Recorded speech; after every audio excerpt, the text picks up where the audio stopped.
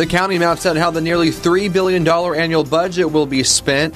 The smoke has cleared after fire claims dozens of vehicles at the Bakersfield CarMax. Plus, childhood food allergies are on the rise, and the problem is getting worse. This is 17 News at Noon. Good afternoon, I'm Alex Fisher. We begin with a look at how the county plans to spend your tax dollars in the coming year.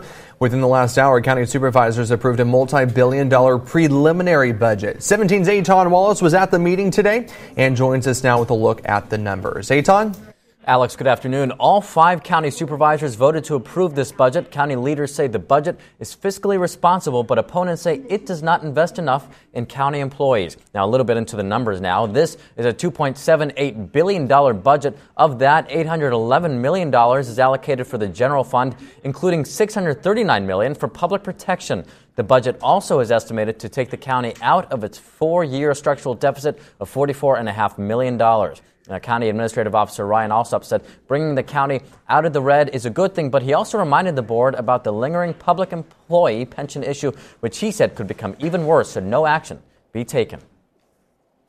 The rising costs of doing business, particularly driven by labor expenses, are currently outpacing growth in the revenue sources that we have that are needed to pay those costs: sales tax revenue, property tax revenue. The most significant driver of these cost increases are in the public safety area, and they are directly related to benefits.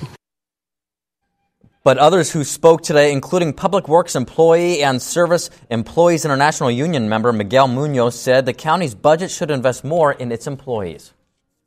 We deserve better, and our community deserves better.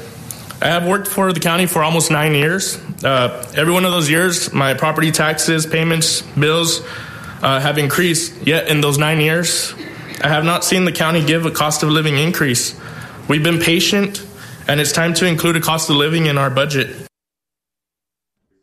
Supervisor Mike Maggard requested the county use one-time funds for retention bonuses and incentives for sheriff's deputies. His proposal is to pay for that with county reserves worth $161 million. Now, this is just the beginning of the budget approval process. Public discussions on the budget will take place on July 29th and 30th, and the board's final approval is set for August 27th. In the newsroom, Aton Wallace, 17 News. Aton, thank you. The man convicted for driving under the influence and killing a mother and daughter was sentenced today. The crash happened July 2017 on Taft Highway. Raylene and Reagan Sorensen were driving home after getting their hair done. That's when Vincent Moriyokwi crashed into their car, killing the mother and daughter. Moriyokwi was driving with the blood alcohol content more than 3 times the legal limit. He admitted to downing 4 beers and a few swigs of Fireball cinnamon whiskey at a convenience store before getting behind the wheel. Moriyokwi was convicted of DUI in 2002, 2008, and 2009. He was sentenced this morning to 30 years to life in prison. The trial continues in the civil suit against the Taft Union High School District. The latest witness to take the stand, the mother of the shooter. You may remember in January 2013, Brian Oliver opened fire in a Taft High School classroom. Then student Bo Cleveland was shot in the chest and underwent more than 30 surgeries. Now his family is suing the district. The Cleveland family claims administrators ignored warning signs. In court last week, their lawyer Daniel Rodriguez shared reports students and teachers sent to administrators in the months leading up to the shooting. Yesterday, Oliver's mother, Sherry, testified. She says the school never told her about any threats either and also didn't tell her that her son was being bullied.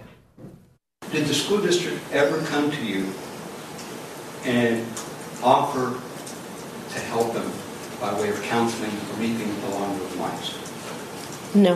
The high school is there not to parent, not to police, not to be a peer to the other students.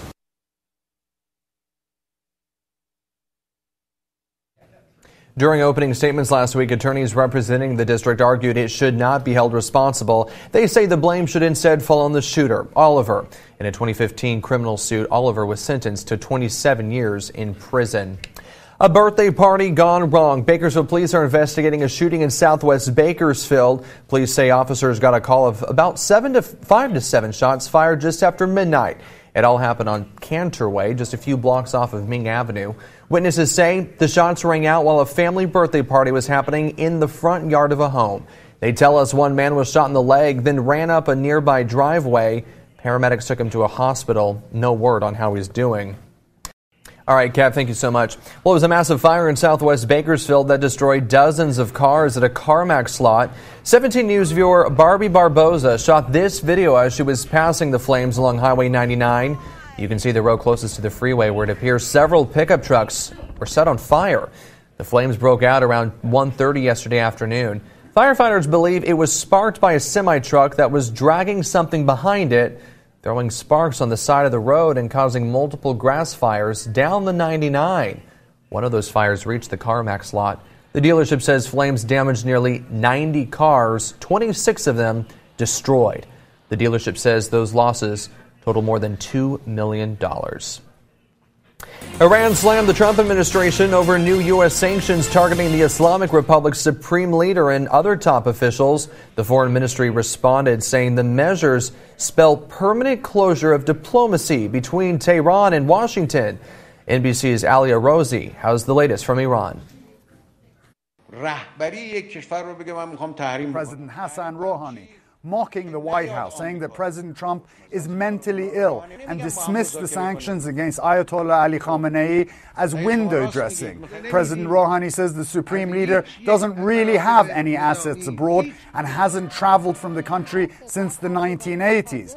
And Iran views offers of talks from the U.S. as entirely insincere, arguing that an all sticks and no carrots policy is not going to bring Iran back to the negotiating table, but encourage them to resist U.S. pressure at all costs.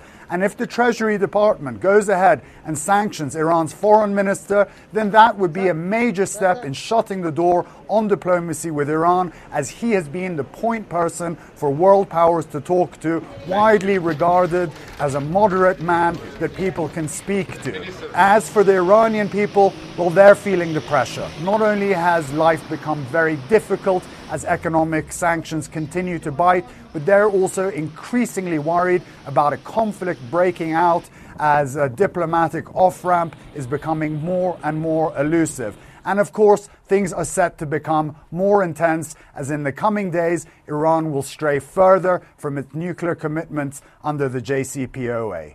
Ali Arouzi, NBC News, Iran. Welcome back. Now to new information about preventing a dangerous medical condition that all parents need to hear. We're talking about food allergies. The number of children with the condition is skyrocketing. So a lot of people are asking, what is going on? Well, researchers now believe they have the answer, and it turns out there could be a simple way to prevent them. NBC's Kristen Dahlgren has more. Nearly 6 million children in the U.S. now suffer from food allergies. That's equal to 2 students in every classroom, with a dangerous condition that can easily turn deadly if someone around them is not careful. And doctors say it's only getting worse. It's a rise that is an epidemic by definition, and for some countries it's doubling every 10 years. Such a dramatic increase has been a mystery until now. Some of the world's top researchers think the food allergy epidemic is caused by what they say was bad advice given to parents for much of the past 20 years. They were seeing a slight uptick in food allergy incidents across the U.S. And so they started a guideline. Let's tell parents just to delay the introduction of peanuts, shrimp, egg, milk to some extent, and then all tree nuts. So was this advice of delaying some of these potential allergens actually dangerous? 10 years after that, we saw the uptick go like this. Stanford University allergy researcher Dr. Kari Nadeau says new research has found that introducing children to common allergens like peanuts later in life can cause the body to think it's a foreign invader, sparking allergic reactions in some people. Now, organizations like the American Academy of Pediatrics have started encouraging early introduction of peanuts to infants to prevent allergies from developing. One landmark study found that feeding infants peanuts actually reduced the rate of food allergies by up to 80%. I was told no peanuts, no eggs, no shellfish, and the list is so big. New mother KK Samples suffers from food allergies herself, putting 7-month-old Isabella at risk of developing them. Armed with information from her doctor, she's doing something that she says was frightening at first. For the last 5 months, she's been feeding her daughter a special powder that contains tiny amounts of 16 different risky foods, including shellfish, peanuts, and eggs, foods she thought she had to avoid.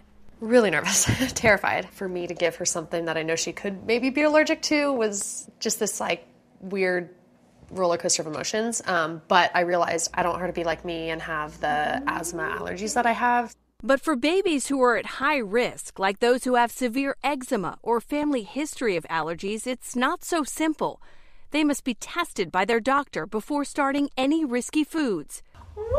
Baby Isabella hasn't had any allergic reactions so far. Now her mother hopes she'll never have them. Welcome back in your Business Watch and checking stocks. The Dow Jones right now is down 183 points. NASDAQ is down 119, S&P 500 down 25. Well, travelers headed to the Lone Star State will soon have a new option to choose from when booking their flights. American Airlines plans to add a second nonstop flight from Meadowsville to Dallas-Fort Worth starting in January.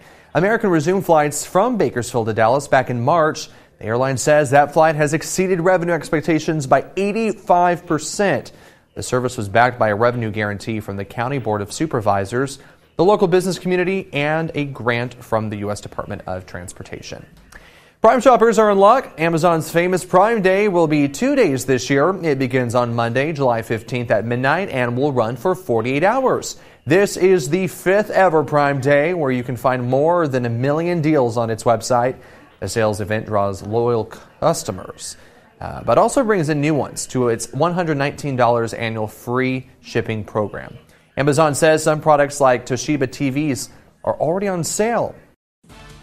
Welcome back. Tomorrow is the first Democratic presidential debate here on TV 17. And while those all-important swing states will be getting plenty of love from candidates, as usual during the main election, during the primaries, it's a whole different story. While winning the presidency is about winning those purple states, if you want to win the Democratic primary, you have to go deep into the blue to win enough delegates to become the party's nominee. And with the new primary calendar, that has our state near the top. NBC's Jacob Soboroff has more. There isn't a bigger blue county in America than Los Angeles. And if candidates figure out what matters right here in California's 28th congressional district, it could be key to winning the entire nomination. In the 2016 primary here, Hillary Clinton squeaked by Bernie Sanders by just 67 votes out of 138,000 cast. We started in Burbank. Hey, Congressman. Adam Schiff is my congressman, and he's represented the 28th for 2 decades. The 28th could be real bellwether in terms of where primary voters are going. So what do the 2020 candidates need to say to the 28th district residents? Well, I think they're going to need to convince them that they can beat Donald Trump. But they're going to have to address the changing nature of the economy, how people are going to get health care and retirement security in this kind of a gig economy. They're going to have to talk about homelessness, which is a huge issue. To see if Schiff was right, we headed further south into the district. And to beat the traffic, we got on the subway. So you work 2 jobs? 3, actually. You have 3 jobs? Yes. Do you need all 3 to make a good living? Yes. Do you think most of the candidates understand that? What it's like to be somebody who works 3 jobs? Absolutely not. We got off in East Hollywood, an area undergoing rapid development. A lot of the presidential candidates are going to be coming right here to this district. They're going to want to win over your guys' votes. What's the winning message for you guys? Somebody that doesn't seem fake, for sure. You, what do you care about? I care about gay and lesbian rights. I care about transgender rights. I care about homeless rights. I care about housing. There's a large homeless population in the area. Yes, right in my neighborhood. As I've reported firsthand, Los Angeles County has more people living on the streets than anywhere else in America. Where do you sleep? Around 60,000, according to the LA County Homeless Services Authority. We kept heading east, and not far from my house, switched to my favorite way of beating traffic. Now we're at the far end of the 28th Congressional District, and actually just a short ride up and over the Los Angeles River across that bridge is the 34th District. 2016 was tight in the 34th, too. Of 99,000 votes cast, Sanders beat out Clinton by just 4,000 votes. Not far from where you cross that bridge, you'll find another one of LA's quickly gentrifying neighborhoods, Highland Park. Cheers, first of all. Yeah, cheers. That's where we met Jimmy Gomez, who's represented the 34th in Congress since 2017. Chinatown and historic Filipino town and Koreatown And you have people who live in $1 million homes to people who are struggling to get by. The new hipster coffee shop and restaurant to the old school pupuseria or taco place. One issue that's kind of cutting across is housing affordability. They can't afford to stay in their places and they end up on the streets. When you say end up on the streets, we're talking about homelessness. Correct. That's so interesting. I mean, you're on House Oversight. You're in the middle of investigating the President of the United States every day when you're in D.C., but you're telling me if a 2020 candidate comes to this district for the Democratic primary and says, I want to talk about affordability rather than impeachment, that might get more people to pay attention? Yeah. What matters to you in elections when you go out and vote? I think that we have to address our homelessness issue at the moment. That's what he was just saying to me. A lot of people are talking about that. I have kids that commute 60 miles to school. 60 miles? 60 miles because housing isn't affordable. You ever voted before? I'm planning to next year. For the first time? Yes. So what matters most to you? A chance to have a better future. Mexican, African Americans, Chinese, everyone does. And that sounds like everybody who lives in this district. That's right. Jacob Soboroff reporting, and as we mentioned, Democratic presidential candidates will take the stage for the first round of national debates this election season tomorrow in Miami. 20 candidates will debate over 2 nights. Here are the first 10 taking the stage. The debate gives them a chance to present their positions and try to stand out in a crowded field. And these are the 10 debating during night 2. You can watch the debates right here on TV 17 tomorrow and Thursday, both at 6 p.m. And we'll have a complete recap of the debate on Sunrise Thursday and Friday.